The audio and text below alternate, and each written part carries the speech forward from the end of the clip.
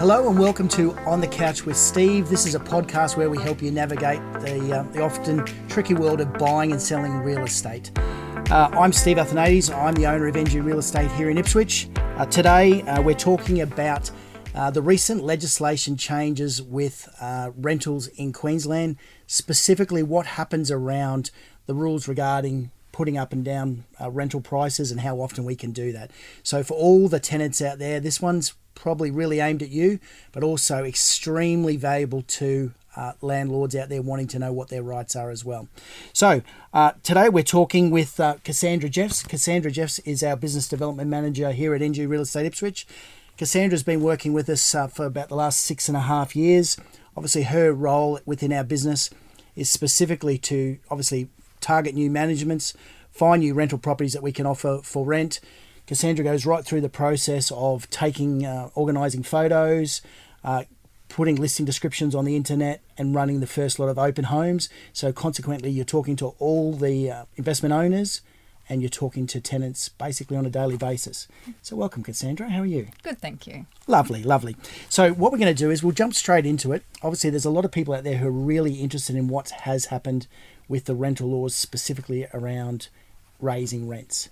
I'm going to pass over to you. Tell us what's happening. So basically, as of the 1st of July 2023, there'll be basically changes that owners are unable to increase the rents unless it's every 12 months. So it used to be every 6 months that we were able to increase without increasing the bond, but now it's every 12 months. And do you have to increase the bond at the same time? Yeah, so the bond will increase where previously we weren't able to increase the bonds as well as the same time as the rental increase because it legally wasn't able to be done for 12 months. Okay, so now instead of being able to increase the rent twice a year, it's only once? That's right. Is there any limit on how much they can increase? Not yet. So there isn't any changes to that. So basically we work off a comparative market analysis and that's how we come up with obviously the rents and what the property is worth. Okay, so for the people at home who potentially don't know what a comparative market analysis is, that's where you obviously look at a series of similar properties in similar areas, same amount of bedrooms and bathrooms and car accommodation, those sorts of things, and you're looking for, I guess, an estimate of what they're worth relative to everything else that's in the market. Correct. So you're setting a lot of those prices yourself. Yeah, so basically we are, 100%. Yeah, so obviously we do need to recommend rents to our owners, but we don't obviously just recommend any type of rent. We have to statistically show why we're asking for that type of rent. Okay, so good to know. So for the I guess even the tenants at home, when you're wondering who sets the rental price, obviously real estate agents obviously play a huge part in that. Sometimes owners will have an expectation of what they think the property is worth. And even sometimes we have to educate them that maybe the property's not worth as much as they thought it was worth. Yeah, 100%. So obviously real estate agents are setting the price. And obviously we're then saying, okay, we're going to advertise at that price and look for a suitable tenant. Correct? Correct, yes. And you said not yet, you can't, there's no limit on how much you can put up. Because I guess people have heard horror stories where people have had rents put up $100, $200 per week. At the moment, it's not legislated? It's not legislated, no. But you're thinking it potentially will be? I feel maybe in the future it definitely will change. Mm-hmm. When you say the future, is that 6 months, 12 months, or you think it's longer than that? I feel if it keeps increasing the way it has been increasing, probably 6 to 12 months. Because obviously, I guess for everyone at home, all the talk has been about cost of living, the pressures associated with inflation, and obviously people's rent, that's the number one thing. We need shelter.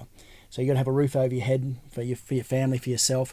And obviously, as those rents have increased, we've obviously seen pressure where lots of people are competing for the same properties. They are competing, but it's also understanding that tenants have an affordability as well. So we work on basically a 35% basis of their total income. So that's how we need to make sure that we're putting the correct tenant into these properties as well. So there's not that hardship. Okay, so you're making sure they can afford it. Now, the 35% of their total income, if there's one person, it's just 35% of that one income. Correct. If there's two people, so husband, wife, boyfriend, girlfriend, that sort of thing, so you take both their wages and they can't spend more than 35% of their combined income. Exactly right. Okay, so again, something that people will want to know, obviously there is a limit, and no one, including us as real estate agents, wants to see people not being able to afford to pay their rent. So I think that's really important. Now, one of the other things I wanted to talk to you while we've got the opportunity to have a chat is you are showing properties basically on a daily basis. You're looking for new tenants to go into our properties.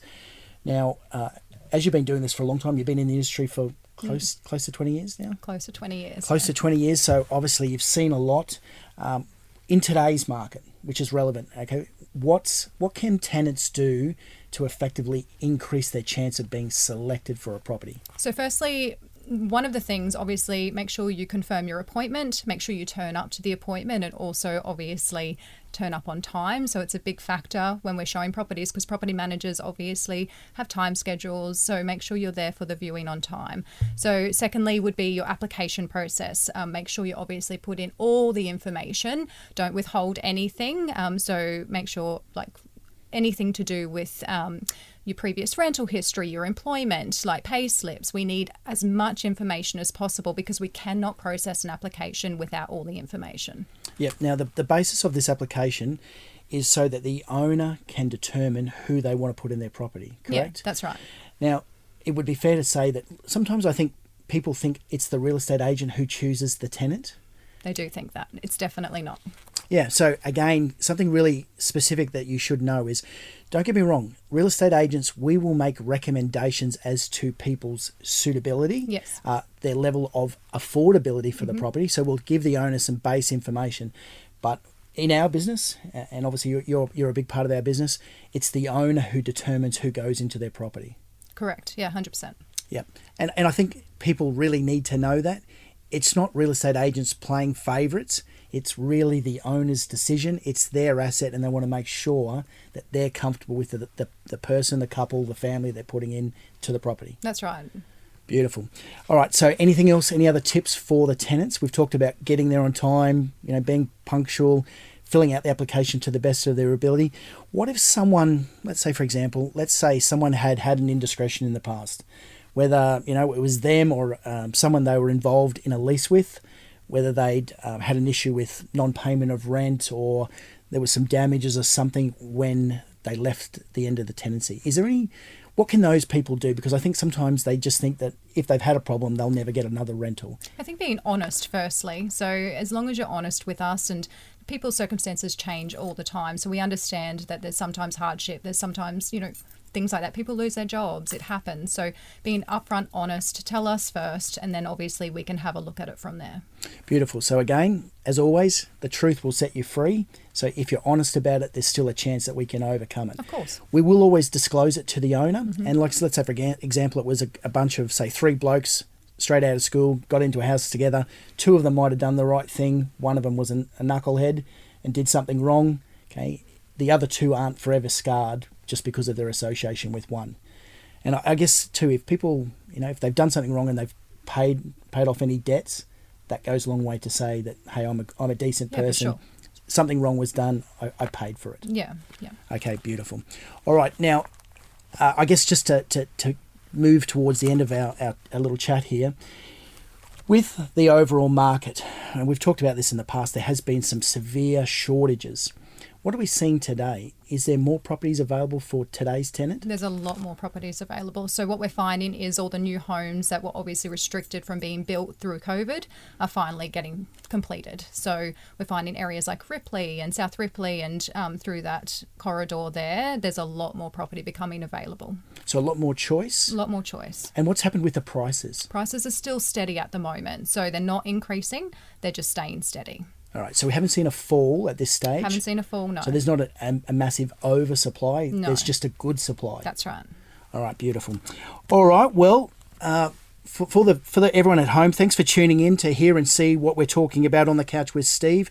Make sure you subscribe to the section here below. We'd obviously love to get your feedback on what we've discussed here today. To our special guest, Cassandra Jeffs, thank you so much for popping in. It's always a pleasure. If you have any opinions about what we've talked about, please don't be shy. Jump on social media and let us know what you think. And please stay tuned for more on The Couch with Steve.